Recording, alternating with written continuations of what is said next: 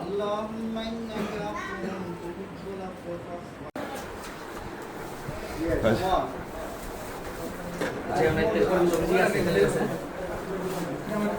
Packet কি বড় না ছোটটা? এই যে ব্যতিক্রম ধর্মী আইডিয়া সবাই মিলে একসাথে একটা ঈদ উদযাপনের মতো, এই আইডিয়াটা কিভাবে হলো?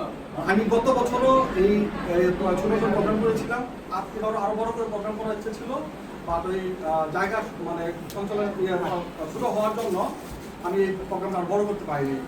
আমি আশা করতেছি যে এই প্রোগ্রামটাকে আমি ছোট ছোট পরিসরে আরো বৃহৎ পরিসরে নিয়ে যাব। আমরা মির্জাপুর পৌরসভার সমস্ত মানুষগুলো একটা পরিবারে একটা করতে চাই।